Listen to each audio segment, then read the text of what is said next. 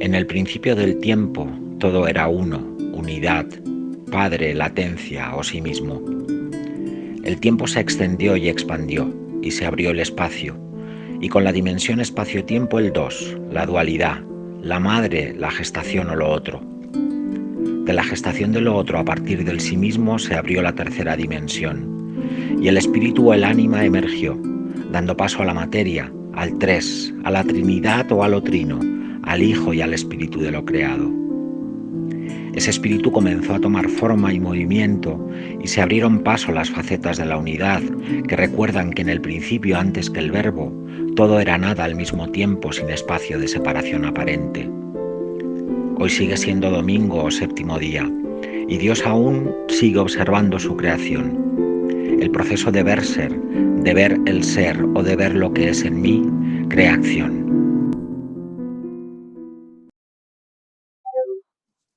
Buenas tardes, bienvenidos a esta nueva entrega de la sección de investigación y entrevistas de EADA Televisión en EADA Self Discovery Comunidad. EADA Self Discovery es un proyecto escuela dedicado al trabajo terapéutico de autodescubrimiento con enfoque transpersonal. Además del acompañamiento a personas en sus procesos diversos, la escuela es un vivero creativo para el desarrollo de nuevos proyectos que hacemos la gente que estamos dentro de la comunidad. El trabajo que realizamos en EADA le llamamos el proceso de ver ser. ¿Y qué es el proceso de ver ser? Es el proceso de verse y ver el ser. En cada uno será de una manera distinta. En busca del silencio se encontró con miles de llamados a la oración. En busca de un vacío fértil se encontró con cientos de amigos en el desierto. Padre mío, me abandono a ti. Haz de mí lo que quieras.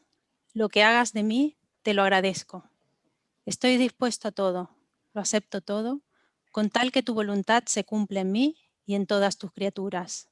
No deseo nada más, Dios mío. Pongo mi vida en tus manos. Te la doy con todo el amor de mi corazón, porque te amo y porque para mí amarte es darme, entregarme en tus manos sin medida, con una infinita confianza, porque tú eres mi Padre. Oración del abandono de Carlos de Foucault. Bueno, investigando en la biografía de Pablo Juan Dors, me encontré con el silencio de algunos datos que no he podido cotejar, pero a pesar de ello, pues lo voy a exponer y lo voy a hablar directamente con él. Así me parece él, escritor por vocación desde los 12 años, embajador de Cristo desde los 19 años, ordenado como sacerdote desde los 27, consagrado en la unidad de la palabra y el silencio, literatura y mística, orador y ermitaño. Nació en Madrid el 1 de julio de 1963 y ha escrito 12 libros, agrupados la mayoría en trilogías, la del fracaso, la de la ilusión, la del silencio, la del entusiasmo.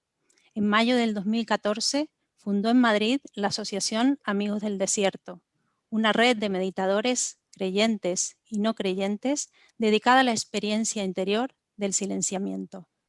El 1 de julio del 2014 fue nombrado consejero del Pontificio Consejo de la Cultura por designación del Papa Francisco. Buenas tardes, Pablo. Bienvenido. Buenas tardes. Muchas gracias por invitarme. Es una alegría poder estar con todos vosotros. Y quiero deciros para comenzar que esta manera que has tenido de empezar leyendo la oración del abandono de Carlos de Foucault me ha colocado en una clave que es la clave adecuada para esta conversación.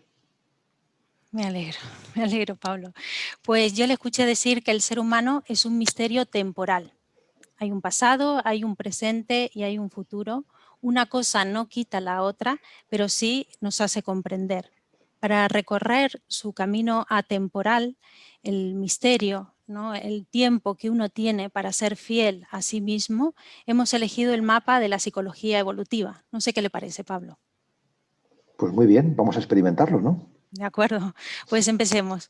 En la fase preoral, comprendida por la gestación, nacimiento y los 3 primeros meses de vida, hay una rotura con la fusión con el todo, la toma de conciencia de la individuación, desde ahí la aparición de la dualidad, la necesidad de ser visto y aceptado y la capacidad de ver y aceptar. Bueno, los nacimientos tienen esa cosa, que son esperados y sorprendentes a la vez. Hoy para nosotros es un día especial, me imagino que para usted mucho más. Le queremos dar la bienvenida a la recién nacida biografía del silencio. Según le escuché decir, hermana natural, la biografía de la luz, según le escuché decir, hermana natural de la biografía del silencio, pertenece a la trilogía del entusiasmo y está dedicada a su maestro, Frank Halitz. Pues susúrrele al oído a su obra. Pablo, ¿qué le diría? ¿Qué le cantaría? Este texto está dedicado a Franz Jalisch y hace media hora acabo de recibir un mensaje que me dicen que está en agonía, que está muriéndose en este momento. Bueno, es un hombre muy anciano, tiene ya 93 años, ¿no? Y me hace feliz que este libro haya salido ayer y que haya sido un libro dedicado a él, ¿no? ¿Qué susurraría? Pues que ojalá que algo de la luz sobre la que bueno, reflexiono y escribo en estas páginas pues pueda llegar a los lectores, ¿no? El destino natural del silencio es la luz. Es decir, que quienes hacemos silencio, quienes practicamos la meditación, es para tener mayor claridad, ¿no? Para lograr algo parecido a la iluminación, ¿no? Y bueno, mi deseo es que este libro pueda arrojar luz en la vida de quienes lo lean. De acuerdo.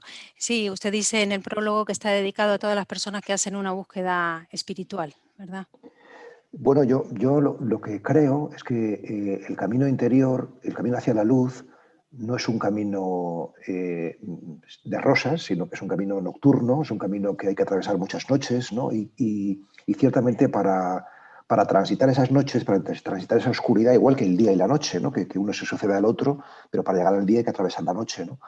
Pues para atravesar esa noche que yo creo que todos tenemos que atravesar, esas dificultades de la vida, pues nos hace falta un mapa para guiarnos. Y yo he encontrado ese mapa en textos de la tradición cristiana, en concreto en los evangelios, leídos desde una óptica muy diferente a la habitual, porque normalmente los evangelios o se leen en clave literal, mítica, por así decir, o se leen en clave histórico-crítica, como hacen desde un punto de vista más exegético, más científico, más técnico, o se leen en clave teológica, ¿no? Para las personas que tienen esta fe, para los creyentes, ¿no?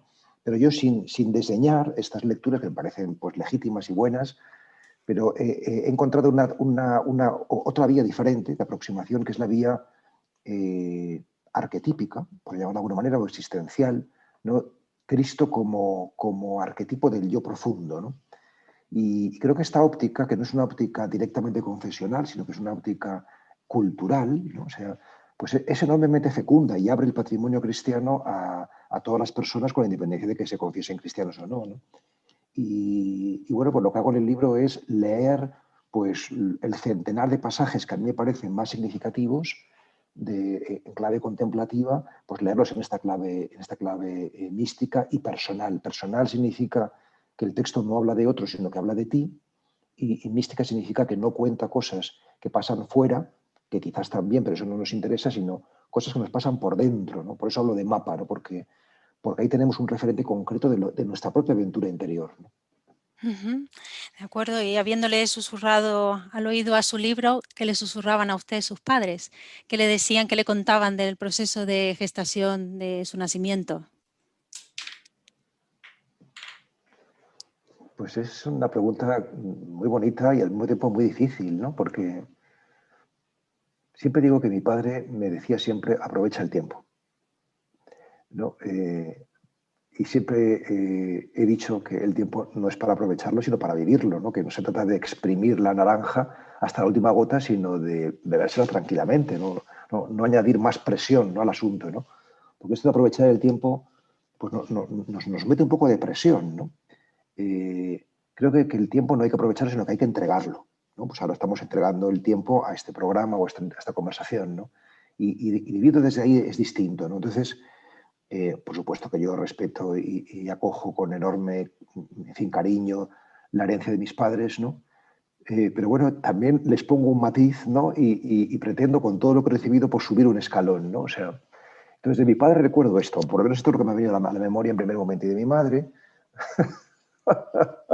de mi madre recuerdo que me decía, no seas tan pegajoso conmigo, hijo mío, porque yo era muy cariñoso, y entonces bueno, pues quería pues abrazarla y besarla, ¿no? Y ella, pues no sé, pues no era tan cariñosa conmigo, ¿no? O sea, pero bueno, en cualquier caso, yo creo que los dos estarán en el cielo muy contentos de, bueno, de esta biografía de la luz y de lo que estoy intentando hacer, ¿no? Por las personas, ¿no? Dicen que con los ojos que nos miran son los ojos con los que miramos. ¿En la infancia recuerda alguna mirada que le haya marcado?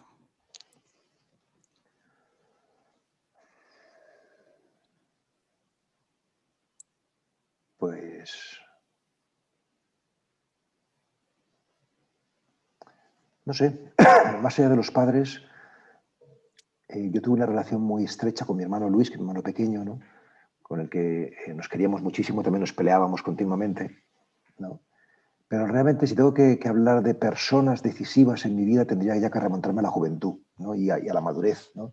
He tenido la suerte de tener pues tres maestros, de tres personas que para mí han sido referentes, que yo les he conocido personalmente, y esas miradas, sobre todo la del último, de Yalix, que hemos mencionado ahora, pues han sido muy decisivas para mí, ¿no? O sea, pero en mi infancia, no sé, quizás no tanto, por lo menos yo no lo recuerdo así de manera especial. Ujú. Pues en una entrevista usted ha comentado que no conoció a su abuelo, Eugenio Dors, escritor también. Él falleció en el año 54, usted es del año 63, pero en el colegio cuando, bueno, hacía algo mal o se portaba mal, le decían, parece mentira que sea un Dors. ¿Esto Veo, cómo es? veo- veo que te sabes mi vida en verso. Bueno, ¿Cómo pues es eso? sí. No, claro, mi abuelo, pues realmente, bueno, ahora mismo está un poco ninguneado, la verdad, pero yo recuerdo cuando éramos niños lo estudiábamos en el colegio, como se estudiaba Ortega y Gasset, a Unamuno y a otros tantos autores, ¿no? Escritores. Realmente ha sido una figura de primerísimo orden. No habla la pasión de Nieto, sino que realmente ha sido así, ¿no? Y es así, ¿no? O sea, decir, y seguramente pues en el futuro se le volverá a poner en su lugar, ¿no? Es verdad, claro, que tener un abuelo gigante, pues solamente te toca ser un nieto enano.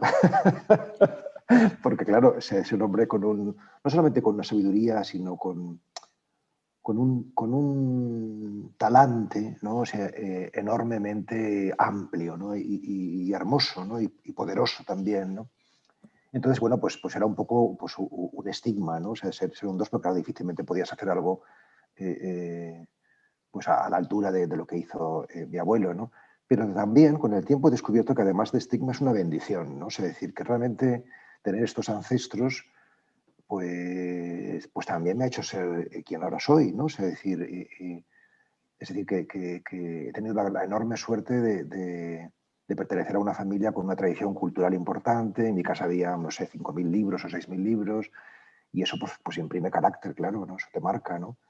Y, a Eugenio II le leo mucho, yo le sigo leyendo porque creo que es un prosista extraordinario y un pensador de primera fila, ¿no? Aunque también procuro no leerle demasiado para no desanimarme. ¿Y cómo es eso de hacerse fiel a uno mismo, a lo que uno mismo quiere a través o a pesar de las miradas de los otros, ¿no? Que veo que, bueno, esta mirada de su abuelo ha sido muy fuerte, o lo que le decían por ser un Dors a usted. En realidad no podemos ser fieles a nosotros mismos sin los demás, ¿no? O sea, es decir, que se llega a uno mismo por medio de los otros, ¿no? Es decir, que yo, por ejemplo, recuerdo que en el año 2000 o 2004, me parece que fue, di algunos cursos de dramaturgia en la Complutense, de la Universidad Complutense, y yo enseñaba a escribir teatro, porque entonces me gustaba mucho el teatro. Enseñaba a escribir teatro copiando, inspirándose y copiando directamente a los grandes dramaturgos, ¿no? Bueno Vallejo, Valle Inclán, Arthur Miller, Pirandello, Beckett, o sea, es decir, escribe el estilo de, ¿no? O sea, es decir, que para llegar a la propia maestría, antes hay que haber sido discípulo, ¿no? O sea, y discípulo significa tener una gran fascinación por un maestro, por un estilo, por unas formas, ¿no? Y haber bebido de ellas, ¿no? O sea, yo realmente creo o sea, que bueno, mi abuelo decía, todo lo que no es tradición es plagio, que es un aforismo, bueno, muy sorprendente y muy preñado de verdad, ¿no? Es decir, que bebemos de nuestros antepasados, ¿no? Y en ese sentido, este recorrido temporal con el que planteas esta conversación, pues tiene mucho sentido, porque porque, bueno, y quizás sea quizás el drama espiritual de nuestro tiempo, que hemos renunciado a nuestro pasado, que no lo conocemos, que renegamos de él, ¿no? O sea, más allá de cómo haya sido nuestro pasado, que seguro que ha tenido muchas cosas muy oscuras, pero también tiene muchas cosas muy luminosas, ¿no? Y renunciar a él, renegar de él, nos impide saber quiénes somos en el presente, ¿no? Yo creo que es muy importante reconciliarnos con nuestro pasado cultural, también con nuestro pasado biológico, ¿no? y espiritual, ¿no? Para a partir de ahí pues mejorar la herencia, ¿no? y caminar hacia el futuro. Ujú. Vale, vamos a continuar en esta aventura de recorrer con el mapa de la psicología evolutiva. En la fase oral ya se da más o menos a partir de los 3 meses hasta los 18 meses de vida. Es el momento en el que uno ya está ubicado en la individuación, ya no reconoce a su madre como un todo junto a él, sino más bien como ese todo del que uno depende, ya dependemos. Entonces surge aquí la experiencia y la necesidad de depender y la necesidad de cuidado y la necesidad de nutrición, ¿vale? Y también aquí se sentarán las bases para que ese adulto, ese ser, el día de mañana pueda cuidar y pueda nutrir también.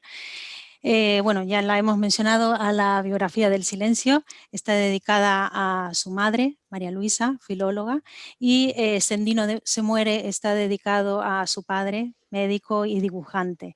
Entonces, ¿podríamos decir acompañamiento espiritual en la palabra por parte de madre y alivio en la salud por parte de padre? No lo sé, no lo sé, ¿no? O sea, si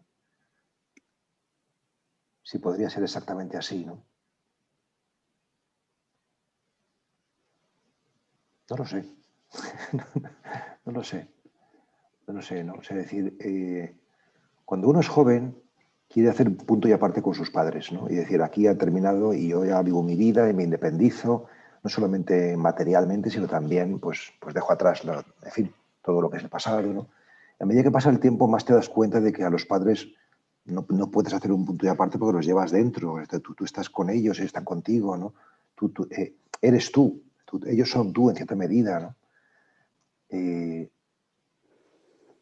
O sea, yo creo que lo más hermoso que nos dan los padres, o que me han dado a mí mis padres, es el deseo o la impronta de la fecundidad, ¿no? Es decir, de también yo ser padre y ser madre, ¿no? También yo crear y contemplar, ¿no? El padre es la creación, la madre es la contemplación, lo activo, lo pasivo, el inspirar y expirar, ¿no? Ese doble movimiento, ¿no? O sea, por eso tenemos un padre y una madre, ¿no? O sea, eh, para muchas personas esto que acabo de decir es una cuestión puramente cultural, ¿no? Yo no lo creo, yo creo que es arquetípico, ¿no? Es de que pertenece a la naturaleza de lo femenino y de lo masculino, ¿no? Y bueno, pues de alguna manera yo podría decir, por responder a tu pregunta, que a lo que yo me dedico y a lo que yo me quiero dedicar y lo que yo creo que es el sentido de mi vida, pues es la contemplación y la creación, ¿no?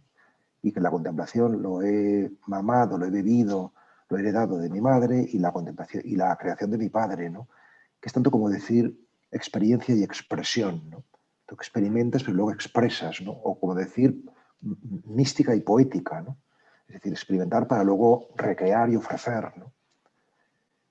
Así que por ahí iría un poco lo que yo creo que me han legado ellos y que yo intento, pues, pues aportar. Se podría decir que estas que dices son las bases donde se ha apoyado para empezar a caminar, ¿no? Y seguir su vida, su propia vida. Esto es lo que le han ofrecido sus padres, ¿no? Sí, yo creo que sí. Yo creo que sí.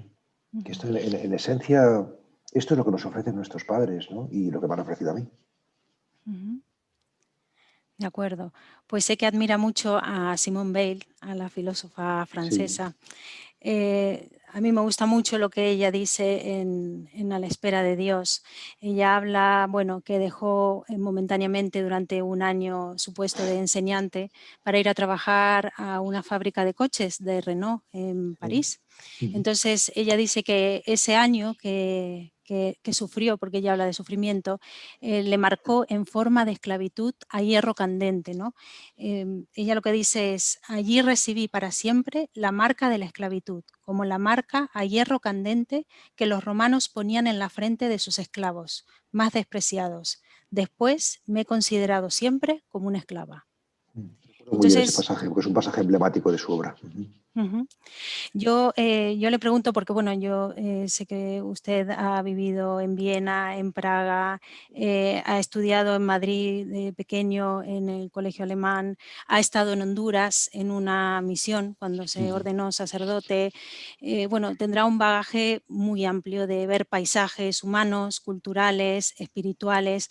Entonces, una de las cosas que más me interesan a este programa es el origen y el diseño de los alrededores de ese origen, Pablo. Entonces, yo lo que le quiero preguntar, ¿la mística es cosa de todos? ¿Es cosa de unos pocos? ¿Es cosa de clases? Es decir, la Biblia misma ya lo dice que unos pocos alcanzarán el reino de los cielos. Primero me gustaría hacer alguna referencia a Simone Weil, porque la has citado y yo tengo una admiración muy profunda por ella, aunque no soy un gran conocedor de su obra, he leído varios de sus textos, ¿no? Pero tengo una admiración profunda porque me da la impresión de que es una mujer totalmente inédita en la historia del pensamiento, que realmente hizo un camino enormemente singular y que se atrevió a ser ella misma, ¿no? Es decir, que tú miras la vida de Simone Weil y ves que no se parece a la vida de nadie. O sea, que quizás para mí lo más característico de ella es que tuvo una gran pasión por la humanidad, ¿no? Pero no simplemente por ayudar a los demás, ¿no? O sea, como han tenido muchos, ¿no? Sino por vivir en su carne la historia de la humanidad entera, ¿no? Lo que viven todos, ¿no? Y por eso esto fue lo que le motivó, bueno, por ejemplo, siendo yo una intelectual, pues meterse a ser una trabajadora manual, ¿no? O sea, experimentar en su carne lo que experimentan millones de personas que tienen que trabajar en condiciones de explotación inhumanas y demás, ¿no? Claro, estos son palabras mayores, ¿no? Porque entonces la vida va avalada por un ejercicio de inmersión en la realidad sin concesiones, ¿no? A mí esto es lo que me produce enorme respeto, ¿no? O sea, y bueno, ella habla mucho sobre la marca de la esclavitud, ¿no? Nos llevaría un poco lejos reflexionar sobre esto, ¿no? Porque ya empalmaría con lo que dice Nietzsche de los cristianos como los esclavos, ¿no? La religión de los esclavos, pero en fin. Lo importante es que se atrevió a hacer la experiencia de mirar el mundo desde abajo, ¿no? Y solamente desde abajo, y ahora empalmo con lo que tú me estás preguntando, solo desde abajo puede entenderse la mística, ¿no? Porque la mística, ¿en qué consiste? Pues la mística consiste, por decirlo de manera muy sencilla, en hacer la experiencia de la unidad, en hacer la experiencia de que estamos unidos, de que somos uno, como dice Jesús en el Evangelio, que todos sean uno, como tú en mí, yo en ti, Padre, ¿no? La experiencia de la unidad, ¿no? ¿Por qué hemos de hacer esta experiencia, ¿no? O sea, pues porque normalmente vivimos en la división, vivimos en la dispersión, vivimos fracturados, vivimos divididos, ¿no?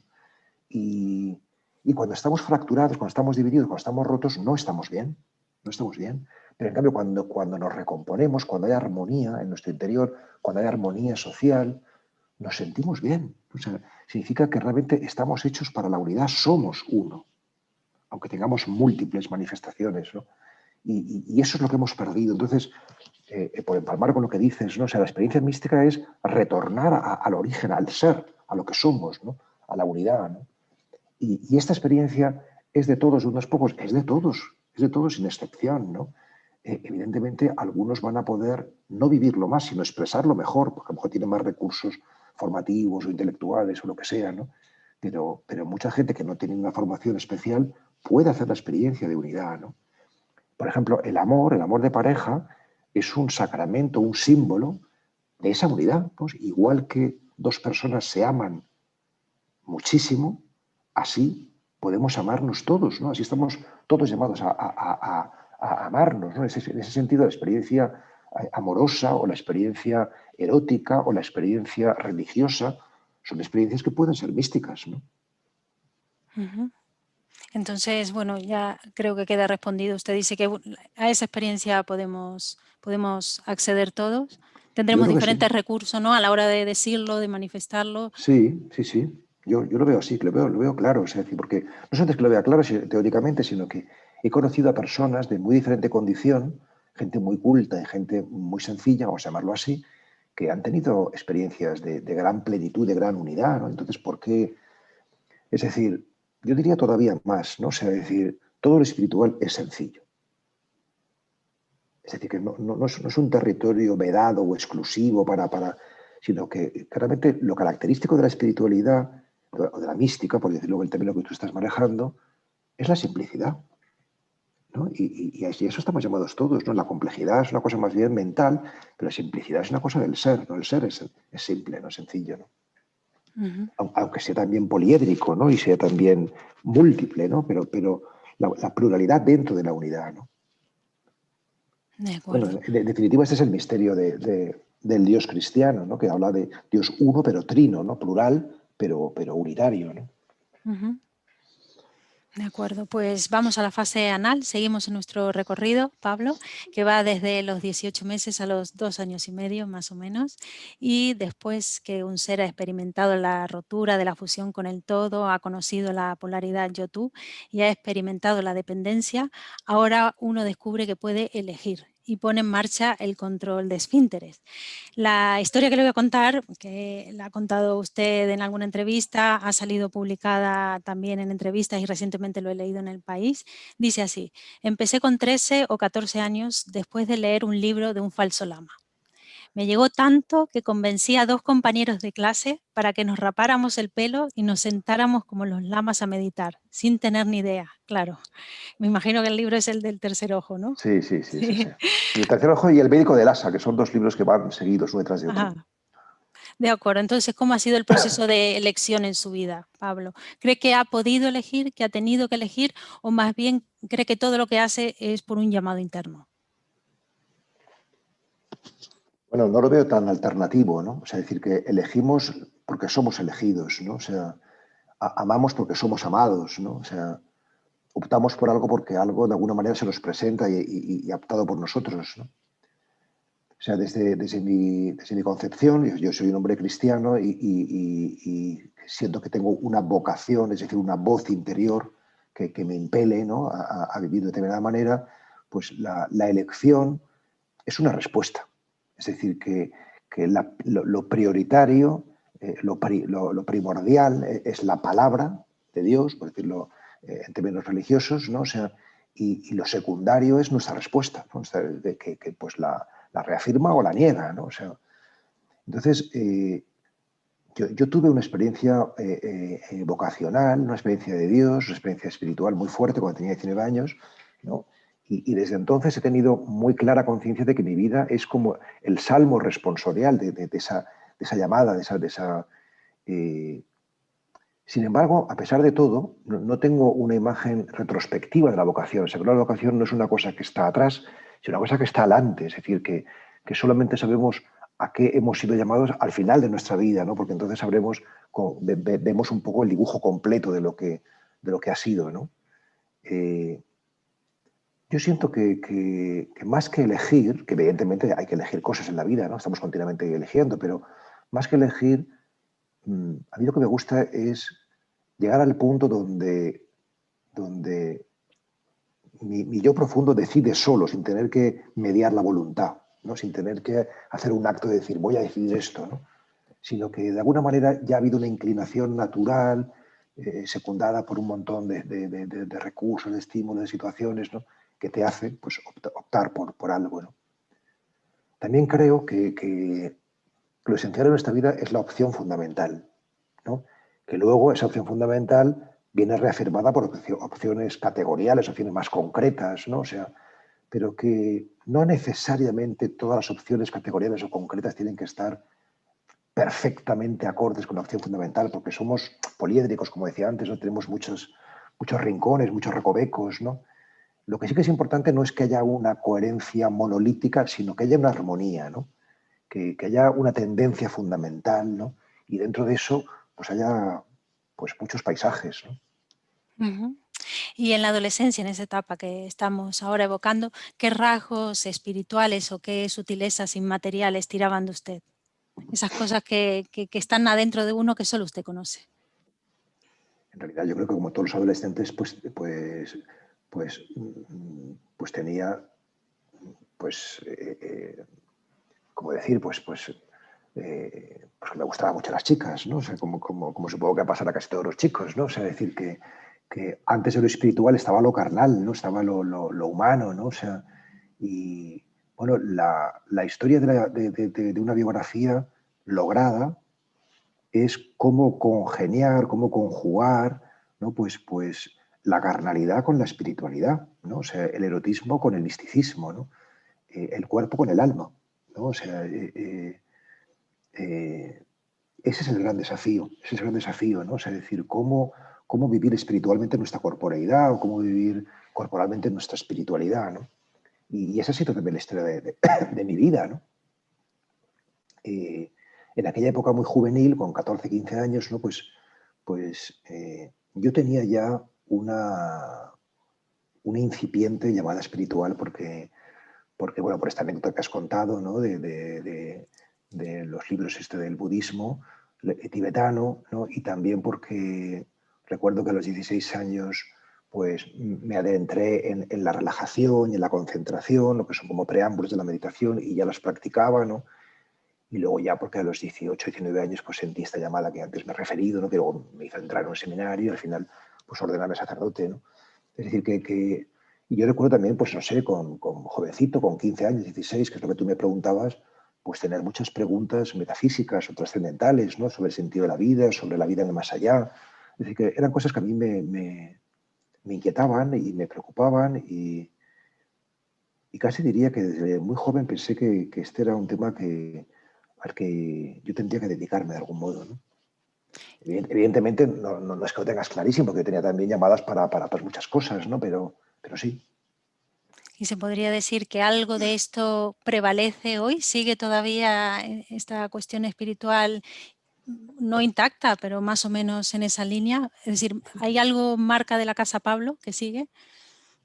Por supuesto que sigue, no solamente sigue, sino que cada vez estoy más enamorado de todo esto, ¿no? O sea, bueno, en realidad yo de quien estoy enamorado es de Jesucristo, ¿no? O sea, decir que yo pues no sé, creo en Jesús, ¿no? O sea, y le rezo con toda la devoción que soy capaz, ¿no? Y me siento mirado y acompañado por él, ¿no? Si bien es cierto que todo esto no lo vivo ahora como lo vivía cuando tenía 19 años, ¿no? Ni cuando tenía 27, ¿no? Sino que la fe, como todo en la vida, pues si lo cultivas va cambiando, ¿no? O sea, y ahora tengo una fe pues mucho más cuajada, mucho más trabajada, mucho más... no quiere decir que no haya momentos seguramente pues infantiles, porque también el alma tiene un recoveco infantil y está bien que sea así también, ¿no? O sea, pero la práctica de la meditación, yo llevo más o menos como unos 15 años así practicándola de manera muy rigurosa y diaria y demás, te purifica mucho, ¿no? Tu imagen de Dios y tu experiencia religiosa. Realmente a Dios hay que ir sin Dios, decía el maestro Eckhart, y es verdad, no sé decir que la religiosidad debe purificarse, y no solo purificarse, sino que debe morir para renacer la espiritualidad más profunda, ¿no? Es decir, que de alguna manera tienen que caer todas tus formas religiosas, las mías han caído casi todas, ¿no? O sea, para que luego aprendas a amarlas de verdad, sin depender de ellas, ¿no? Porque las formas son importantes porque lo llevan al fondo de la cuestión, ¿no? Pero el asunto es que nos apegamos a ello, nos parece que sin las formas no podemos llegar al fondo. Entonces tienes que morir a eso para renacer a las formas verdaderas, ¿no? O sea, que más purificadas, más limpias, más... Eso es un tema que me interesa mucho, ¿no? Porque yo percibo que mucha espiritualidad contemporánea no cristiana, ¿no? O sea, decir, es muy metafísica, es decir, quiere ir al fondo de la cuestión, pero desdeña de las formas, ¿no? Las formas las relativiza, no les da importancia, ¿no? Y entonces las aparta, ¿no? Entonces yo no creo que haya que apartar las formas, sino que creo que las formas tienen que caerse por sí mismas. ¿A base de qué? A base de amarlas. Es como un hijo, ¿no? Si a un hijo tú le amas de verdad, el hijo acaba volando y se marcha de casa. Si tú no le amas bien y le retienes, no volará nunca, ¿no? Y si tú le echas de casa eres un mal padre, una mala madre, ¿no? Entonces tienes que amar de verdad para que vuele, ¿no? O sea, pues así que hace con las formas, ¿no? Entonces mi propuesta de espiritualidad es muy concreta, ¿no? Porque yo rescato todas las formas cristianas, ¿no? O sea, o católicas, ¿no? O sea, de oración, para que las amemos libremente, para que no dependamos de ellas, ¿no? Esta es mi propuesta, la propuesta de Amigos del Desierto es esta, ¿no? Es decir, vivir la religiosidad sin apego a esa religiosidad, ¿no? Sino con libertad. No sé si me estoy explicando o he hecho Sí, aquí sí. una No. cábala, una cábala Además, mental. que lo que está explicando ahora viene con esto de ir a Dios sin Dios. Ahora yo tenía algo preparado del olvido de sí, este libro que magnífico. Entonces, bueno, si seguimos en nuestro mapa nos vamos a encontrar con este olvido de sí. Entre los 2 años y medio y 3 años y medio aproximadamente nos encontramos en la fase fálica y una vez separados, habiendo experimentado la dependencia y habiendo descubierto la capacidad de elegir, nos empezamos a preguntar cuál es nuestro papel, cuál es el lugar que ocupamos. Entonces, bueno, me ha llamado mucho la atención el capítulo 3, conversión, en este pasaje donde Charles de Foucault le dice el sacerdote Juvelin en San Agustín, en París, arrodíllese, ¿no? Pero antes de ese episodio, él dice, durante los años de mi juventud me torturé cavilando sobre si tenía o no vocación y sobre si de tenerla, cuál podría ser. La vocación en sentido estricto, sin embargo, no es algo que se tenga, es más bien ella la que nos sostiene a nosotros. Eso. Sí, entonces usted, bueno, considera que ha encontrado ese lugar de la existencia, la vocación o ese lugar donde pueda descansar su ser.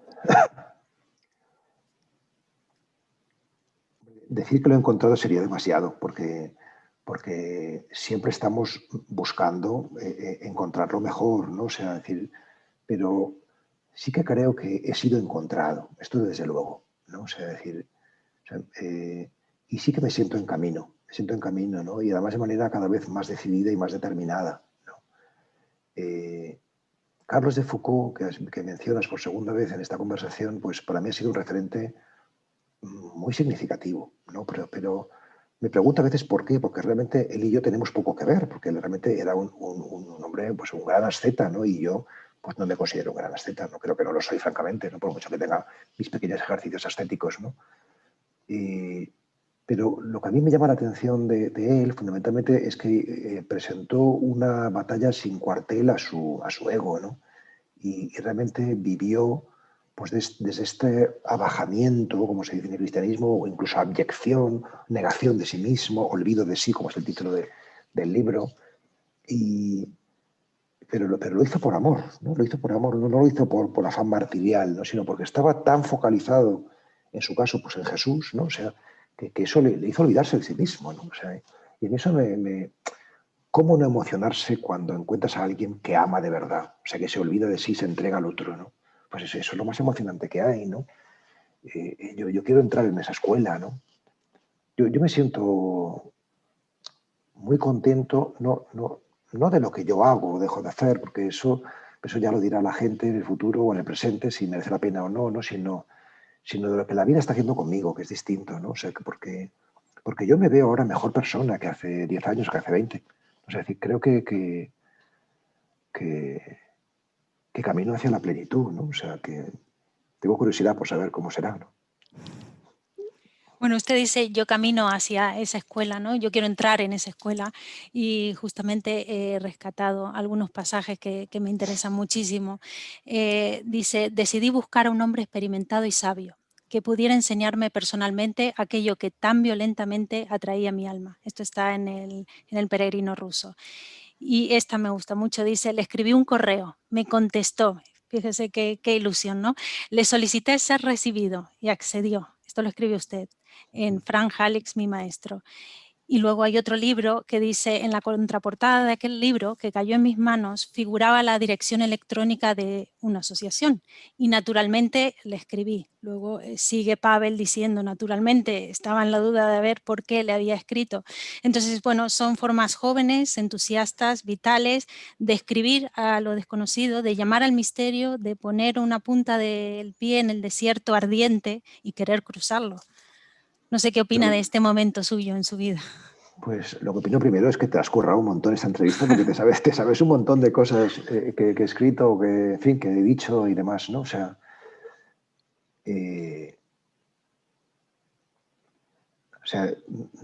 siempre estamos buscando, ¿no? Y la búsqueda no es una búsqueda genérica y abstracta, sino que se concretiza, ¿no? En rostros, en llamadas, en llamar a una puerta, en que te abran, ¿no?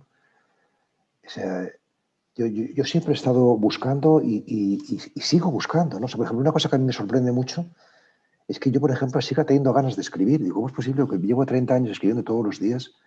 ¿Cómo no me he cansado, no? O sea, decir, ¿por qué no me canso? Porque escribir es una búsqueda de la revelación. O sea, decir, escribir mucho más que un acto de comunicación, que también lo es, pero secundariamente, que cuando escribes se te revela algo que no sabes, ¿no? O que no sabes del todo, o que vas a comprender mejor, ¿no? Y eso es lo que te alienta, ¿no? Eso es lo que te alienta, ¿no? Incluso en una conversación, ahora que estamos hablando, o sea, está muy bien comunicar, yo te digo lo que pienso, tú me dices lo que tú piensas, tal, pero lo hermoso es que vamos gestando juntos la verdad, ¿no? O sea, que esto es un acto, la verdad de las conversaciones es un acto de creación, ¿no? Y por eso es hermoso, ¿no? Estamos bien cuando somos creativos, ¿no?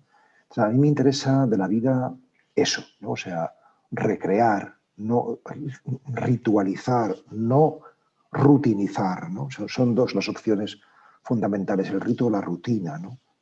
Y bueno, pues mi vida hoy por hoy es muy ritual, yo creo que es muy creativa también, ¿no? O sea, eso no significa que no haya infinidad de días grises y oscuros y con un montón de cosas que no son tan bonitas, ¿no? Pero me siento muy agradecido, o sea, me siento muy agradecido, ¿no? O sea, me siento muy bendecido. Hay una novela mía que se llama El estupor de maravilla, que el personaje termina diciendo, soy un privilegiado, ¿no? Es decir, que realmente no podemos tener conciencia auténtica de lo que es la vida con nosotros y no ser agradecidos, ¿no? Aunque hayamos tenido muchas cosas durísimas, ¿eh? Pero la vida, no sé, es muy generosa. No se cansa de darnos un montón de cosas, ¿no? Permanentemente. O sea, es mucho más lo que nos da que lo que nos quita, aunque nos quita también muchísimo. Bueno, nos lo quita todo, ¿no? Pero también nos lo da todo. Seguramente mucha de esa gente que ha golpeado su puerta o le ha escrito un mail o ha acudido a su asociación buscando acompañamiento para aprender a meditar, pues seguramente habrá dicho soy un privilegiado si usted le ha contestado, ¿no? Y ya contesta con todos los libros, ya está contestando permanentemente. Entonces, lo que yo le quiero preguntar, ¿cómo se siente? ¿Cuál es su papel? ¿De maestro, de sacerdote, de acompañante? ¿Qué tipo de guía es? Lo que quiero decir es que yo a todo el mundo que me escribe le intento contestar. No sé si alguno se me ha escapado, pero yo intento responder a todo el mundo, aunque sea nada más una línea, ¿no? Porque siempre me impresionó mucho que Hermann Hesse, que es un escritor que yo admiro y he admirado siempre, que los últimos años de su vida los dedicara más a contestar a cartas, correspondencia que tenía, que a sus propios libros, ¿no? O sea, así que yo tengo y de hecho por las tardes recibo a gente, ¿no? O sea, por las mañanas escribo, por las tardes recibo personas que quieren hablar conmigo y me quieren contar su película y yo les escucho, porque creo que escuchar es la principal disciplina, ¿no? Y yo, ¿cómo veo mi papel? Pues, o sea, yo ahora soy escritor, claro que sí, soy sacerdote, por supuesto, soy fundador de una red de meditadores también, ¿no? Pero todo eso, que es muy hermoso y muy bonito, no lo veo lo sustancial. O sea, yo creo que todo eso son formas que a mí me han sido útiles, pero no es lo sustancial. O sea, lo sustancial es el fondo que está detrás de eso. Lo que tú lo has realizado, yo lo he realizado pues siendo escritor, siendo sacerdote, pero podría haberlo realizado de otra manera, ¿no? O sea, que la forma no es lo capital, ¿no? Lo capital es encontrar el modo de transmitir el fondo, ¿no? Para mí ha sido ese, pero podría ser otro, ¿no? Entonces, yo creo que lo importante es que esta cosa muy obvia lo que voy a decir, ¿no? Pues que intentemos ser lo más fieles a nosotros mismos que seamos capaces, ¿no? O sea, y para eso nos ayudan muchas cosas. Por ejemplo, el diálogo con una persona que ya ha recorrido ya un trecho de camino más que nosotros, nos ayuda el silencio, la meditación, nos ayuda la lectura, nos ayuda la confrontación, muchas cosas, ¿no? Esto es lo esencial, ¿no? O sea, yo lo que he querido ser es un hombre, una persona abierta a la realidad. ¿no? Y esto lo sigo queriendo ahora todavía, ¿no? O sea, yo no tengo para nada cerrada mi biografía. Bueno, si me muero mañana, pues ya se ha cerrado, pero no sé qué va a ser de mí. No sé qué va a ser de mí, o sea, no lo tengo programado, no lo tengo calculado, ¿no? Cualquier cosa es posible. Y vivirlo serenamente, pues es a lo que aspiro. Ujú. Pues vamos llegando ya a la salida del mundo, Pablo, a los 7 años más o menos la fase genital, la resolución del complejo de Edipo, y aquí se nos presenta la necesidad de un poco de libertad y de relación también, relación con el mundo. Entonces, bueno, hay otra cita que también usted describe en algún libro, en 2 libros en concreto, de Yoshida Kenko, que dice: ha llegado el momento de abandonar todas las ataduras. No cumpliré las promesas ni tendré en cuenta el decoro. Que alguien no entienda mi forma de pensar, me llame loco si así lo desea. Que piense que no estoy en mis cabales y que carezco de sentimientos. Los insultos no me molestarán y las alabanzas no las escucharé. Bueno, a mí me parece como una declaración de intenciones, una Sí, sí, convicción sí. muy fuerte. Brutal, brutal. Me entusiasma, ¿eh? Me entusiasma. Y realmente puedo decir que es un ideario para mí eso. Es un ideario. O sea, siempre he querido caminar hacia eso. Puedo decir que estoy más cerca ahora que antes, esto sí, pero también tengo que decir que creo que me queda un poco, todavía, para llegar a esa libertad tan maravillosa y tan total, ¿no? de un hombre que escribió esto y que lo vivió, ¿no? O que al menos también se aproximaba a esto, ¿no? O sea, creo que el amor tiene mucho que ver con la libertad, ¿no? Y con realmente la pérdida de la reputación, ¿no? Asusta, ¿eh? Asusta porque lo que más cuesta renunciar es la propia imagen. O sea, decir, lo que los demás piensen de uno, ¿no? Parece que no, pero eso cuesta mucho, ¿no? O sea, porque en algún lugar he escrito que no nos gusta pasarlo mal, pero lo que nos gusta menos todavía es que los demás sepan lo mal que lo pasamos. Esto muestra mucho el alma humana, ¿no? O sea, que puede uno estar horrible, pero que por favor no se sepa, ¿no? Y si no te van a compadecer, van a hablar de pobrecillo, tal, entonces vas a tener una marea de lástima que te vas a ahogar en ella, ¿no? O sea que... Bueno, usted, bueno, en el cargo que le había designado el Papa, tenía que escribir, según creo, una serie de informes de la relación entre la Iglesia y el mundo, ¿no?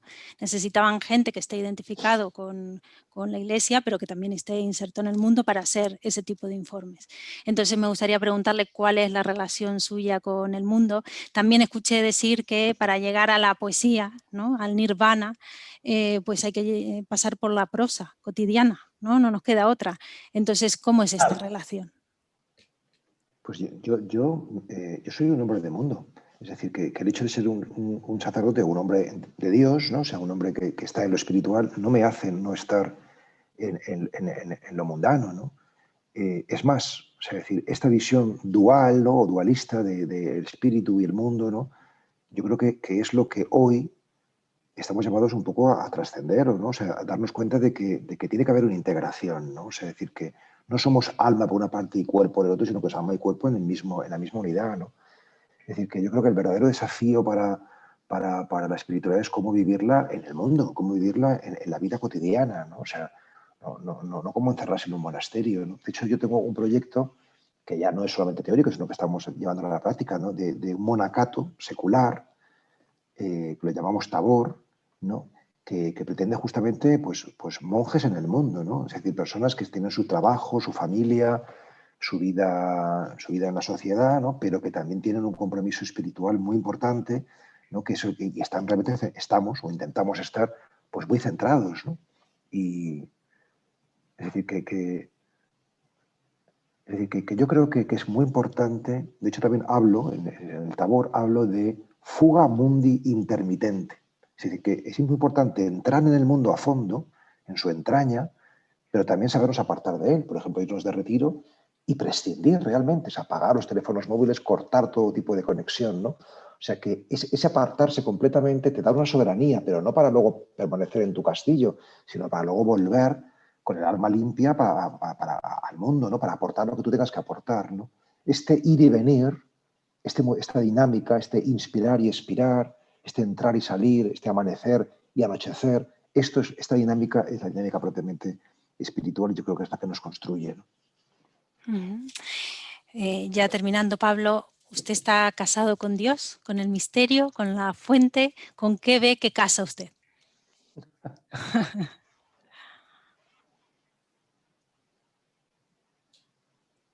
Ojalá estuviese casado con Dios, ¿no? O sea, son palabras muy grandes, tanto Dios como casado, ¿no? Yo recuerdo mi maestro Salman decía, porque era un nombre muy irónico, ¿no? Es un nombre que tiene un sentido de humor enorme, ¿no? O sea, decía, yo no me doy, yo me presto.